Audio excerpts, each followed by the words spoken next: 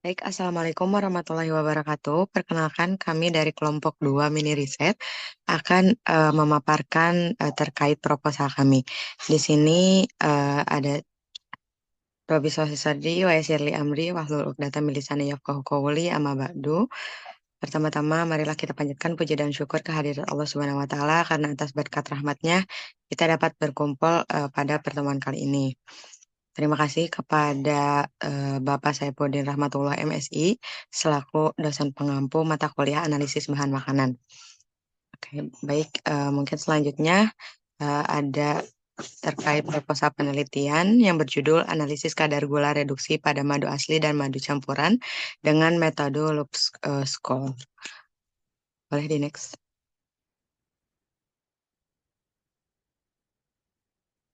Di sini perkenalkan nama saya Ismabila Alisa Ajahra dengan NIM 12220800036 dan di sini saya tidak sendiri, ada Firda Nabila Azuhroh dengan NIM 12220800029, ada Levi Melawati dengan NIM 12220800045, Muhammad Iqbal Nugraha dengan NIM 12220800055, dan juga ada Rafania Fajrianti dengan NIM 12220800075. Yang pertama itu ada pendahuluan yang akan disampaikan oleh Iqbal. Kepada Iqbal, dipersilakan. Baik, sebelumnya terima kasih kepada moderator. Di bagian ini, saya akan memaparkan bagian latar belakang, di mana penelitian ini dilatar belakangi oleh madu yang merupakan produk pangan alami yang kualifikasinya ditentukan oleh kandungan utamanya, yaitu gula reduksi, fruktosa dan glukosa yang mencapai 70-20 dari total padatan. Nah, gula reduksi juga merupakan indikator klitis kemurnian madu dan juga untuk meningkatkan permintaan pasar yang telah memicu praktik pemalsuan. Nah, dengan mencampurkan madu murni dengan pemanis murah. Nah, yang berdampak pada penurunan mutu atau kepercayaan konsumen gitu. Nah, oleh karena itu diperlukan analisis kuantitatif yang terpercaya dengan metode Loop Score yang dipilih karena merupakan metode titimetri baku itu yang efektif dalam penentuan gula reduksi melalui prinsip redox gitu. Nah, dan juga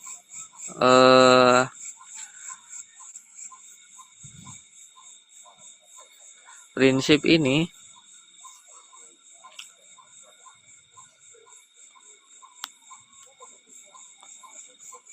ini berfokus pada perbandingan kuantitatif kadar gula reduksi antara sampel madu murni dan sampel madu yang dicampur menggunakan metode Loop Score, yang dimana perbedaannya yang teramati pada kadar gula reduksi diharapkan dapat menjadi bukti ilmiah yang kuat untuk membedakan kedua jenis madu tersebut. Dengan demikian, studi ini bertujuan untuk menguji dan mengevaluasi efektivitas metode sebagai instrumen diagnostik yang andal. Boleh ke slide selanjutnya. Nah, kami merumuskan beberapa rumusan masalah, di mana yang pertama, berapakah kadar gula reduksi yang terkandung dalam sampel madu asli dan madu campuran yang beredar di pasaran. Dan yang kedua, apakah terdapat perbedaan kadar gula reduksi yang signifikan antara madu asli dan madu campuran berdasarkan hasil analisis dengan metode Loop Score.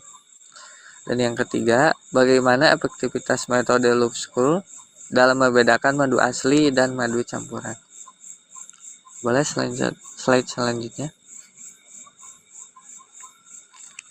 Dan terdapat beberapa tujuan penelitian dan luaran yang diharapkan, yang dimana tujuan penelitian ini yang pertama untuk menentukan kadar gula reduksi pada sampel madu asli dan madu campuran menggunakan metode loop screw. Dan yang kedua, menganalisis perbedaan kadar gula reduksi antara madu asli dan madu campuran.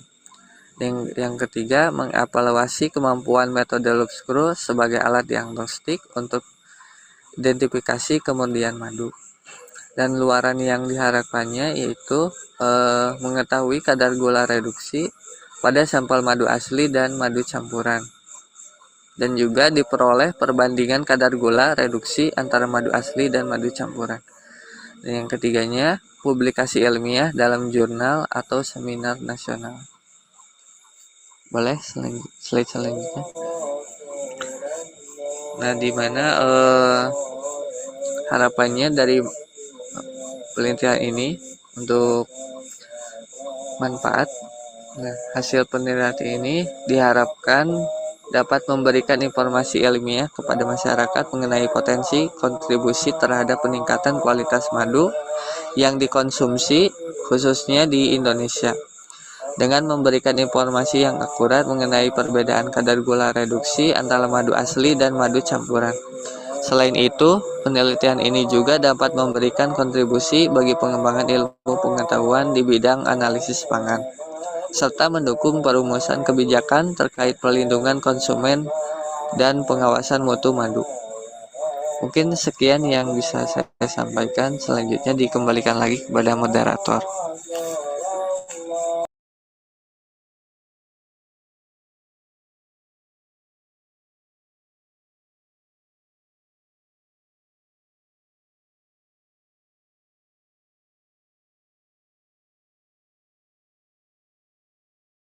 Baik, selanjutnya ada terima kasih kepada Iqbal.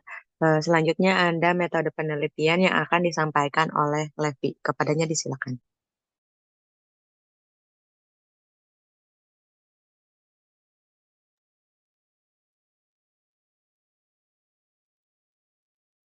Oke, baik. Terima kasih kepada moderator yang telah mempersilahkan saya untuk menyampaikan metode penelitian ini. Di sini, penelitian yang akan kita lakukan ini menggunakan metode analisis kuantitatif dengan metode Loeff's Rule untuk mengidentifikasi kadar gula reduksi dalam sampel yang akan diteliti, yaitu madu murni dan juga madu campuran. Nah, metode ini dimulai dari preparasi sampel, kemudian analisis kadar gulanya pada sampel yang akan digunakan. Untuk alatnya sendiri di sini ada labu Erlenmeyer 250 ml, gelas kimia 250 ml, gelas ukur 50 ml, gelas ukur 25 ml, corong kaca, botol semprot, hot plate, batang statif, klem, Biuret 50 ml, sudip, bak air, batu didih, bel pipet. Kemudian ada yang terakhir pipet volume 25 ml. Nah, untuk bahannya sendiri di sini ada label, kemudian ada aquades, es batu, kemudian larutan tepung kanji, larutan loeff's rule, ada H2SO4 25%, kemudian larutan S2O3 0,1 N, kemudian ada larutan KI 20% dan juga yang terakhir ada sampel yaitu madu asli dan juga madu campuran. Boleh di next.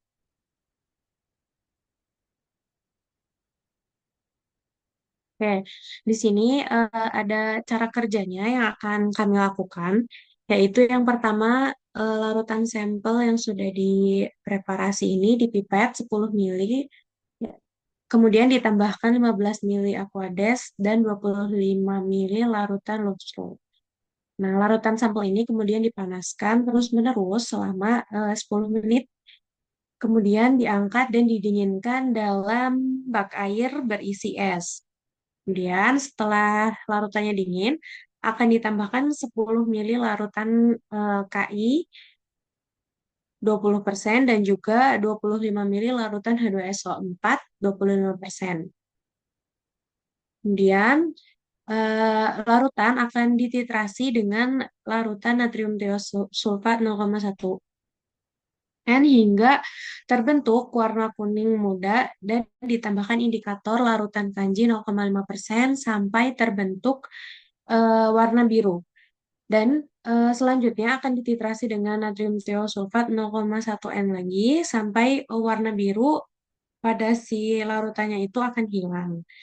Nah, untuk titrasi ini dilakukan secara 3 kali atau triplet ya. Kemudian untuk persen dari presentasi dari gula produksinya itu bisa dihitung dengan rumus yang sudah tertera pada PowerPoint. Oke, sekian dari saya kembalikan lagi kepada moderator.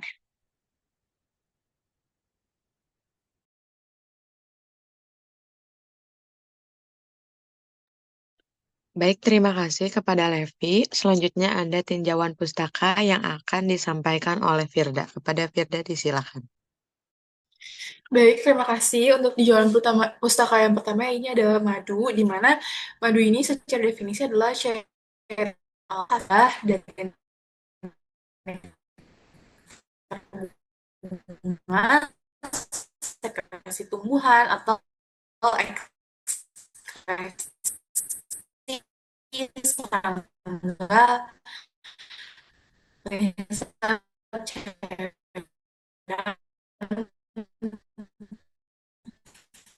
floem. Madu ini mengandung kurang karbohidrat, glukosa, tambah protein, mineral, tambah organik, dan enzim. Di mana komponen itu dipengaruhi oleh juga mana tersebut diperoleh. Standar kualitasnya, untuk standar kualitas yaitu dari produksi yang per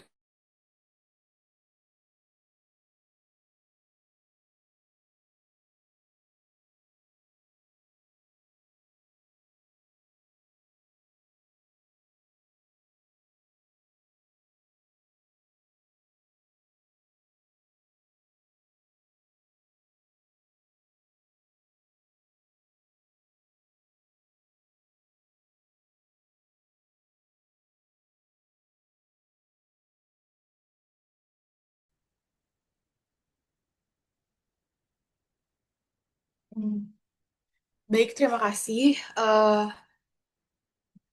Untuk tinjauan pustaka yang pertama ini adalah madu.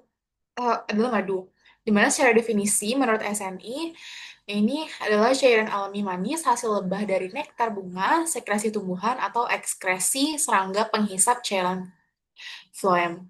Di mana madu sendiri mengandung kurang lebih 95% karbohidrat, terutama glukosa dan fruktosa, serta protein, mineral, asam organik, dan enzim. Adapun untuk komposisinya, komposisi dari madu ini dipengaruhi oleh jenis bunga, lokasi, serta musim di mana madu ini diperoleh. Adapun untuk standar kualitas, menurut SNI, kadar gula produksi untuk madu hutan dan budidaya itu sekitar kurang lebih 60%, dan untuk madu yang diperoleh dari lebah tanpa ngengat yaitu sekitar 55%. Juga kualitas madu yang baik ini dinilai dari kadar air, gula, dan juga keasaman. Untuk manfaat madu sendiri, yang pertama sifat antioksidannya, antimikroba, antivirus, antiinflamasi, anti kanker, serta membantu meningkatkan sistem imun. Adapun untuk perbedaannya dengan madu palsu, biasanya madu palsu dibuat dari campuran sirup gula, yaitu sukrosa, glukosa, fruktosa, dan lainnya tanpa senyawa bioaktif alami yang dihasilkan dari madu. Dan juga untuk deteksinya, biasanya analisis kadar gula reduksi ini digunakan untuk membedakan madu asli dan palsu. Body next.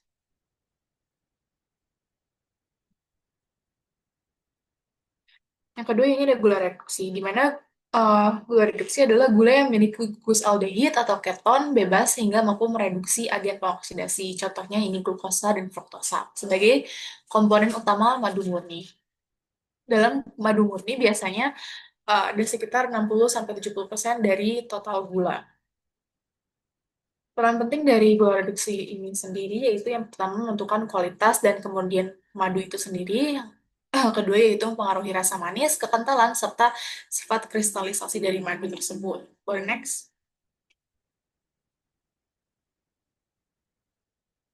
Kemudian yang terakhir ini ada metode Love Scroll, di mana tujuan dari metode ini itu mengukur kadar gula reduksi pada madu untuk menilai keaslian dan kemudian.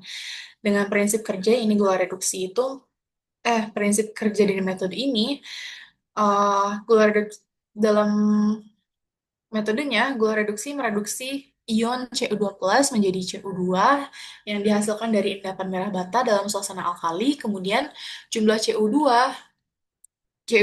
yang direduksi diukur melalui titrasi dan berbanding lurus dengan kadar gula reduksi. Adapun untuk keunggulannya, yang pertama ya ini akurat dan dapat diandalkan untuk analisis komposisi gula madu, serta membedakan madu asli dan palsu, di mana madu palsu umumnya memiliki kadar gula reduksi lebih rendah. Secara validitas, metode ini diakui secara internasional dan digunakan di berbagai laboratorium untuk menilai kualitas serta keaslian madu. Sekian, terima kasih, dikembalikan kepada moderator. Oke, baik. Terima kasih kepada Firda. Yang selanjutnya itu ada terkait biaya dan jadwal kegiatan yang akan disampaikan oleh Rafania. Kepadanya disilakan. Baik, terima kasih pada moderator yang telah mempersilahkan saya. Di sini saya akan menjelaskan mengenai biaya dan jadwal mengenai penelitian yang akan kami lakukan. Untuk biayanya sendiri hanya dibutuhkan untuk membeli beberapa bahan, di antaranya yaitu sampel madu di dalam sarang gitu sebanyak 10 gram saja, karena cukup mahal. Harganya yaitu 20.000. Kemudian ada sampel madu campuran yang berupa kemasan, kurang lebih harganya 10.000, dan eh, biaya untuk bahan pendukung lainnya dalam penelitian ini kurang lebih 15.000. Sehingga total biaya yang akan dikeluarkan pada penelitian ini yaitu sejumlah 45.000. Adapun jadwal kegiatannya kurang lebih akan dilakukan selama 3 minggu. Pada minggu pertama akan dilakukan pembuatan proposal rencana, kemudian pengambilan sampel dan uji pendahuluan. Sedangkan pada minggu kedua yaitu akan dilakukan uji pendahuluan dan pelaksanaan pengujian kadar gula. Dan pada minggu ketiga dilakukan analisis data hasil uji serta pelaporan. Cukup sekian dari saya, kembalikan kepada moderator. Oh, mohon maaf. Eh, Berikut susunan tim peneliti dan pembagian tugas, di mana selama 3 minggu ini kami akan melakukan penelitian ini bersama-sama dengan tugas yang dikerjakan bersama juga. eh saya Rafania Fazrianti bertugas untuk mengkoordinir semua kegiatan, memimpin rapat dan sebagai penanggung jawab kegiatan. Kemudian Ismabillah, Aliza, dan juga Muhammad Iqbal yang menjadi penanggung jawab dalam proses pengambilan sampel dan analisis data, dan juga Firda Nabilah dan Levi Malawati yang sebagai penanggung jawab uji pendahuluan dan laporan.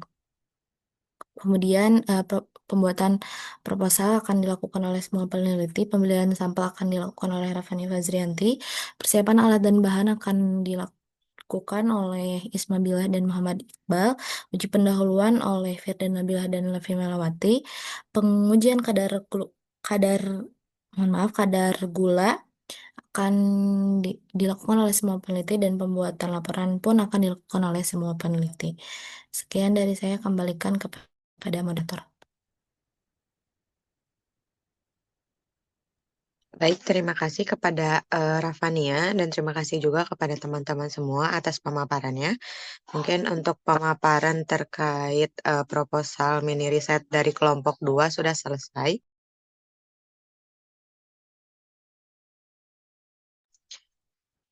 Dicukupkan. Wabillahi taufiq wal hidayah. Wassalamualaikum warahmatullahi wabarakatuh.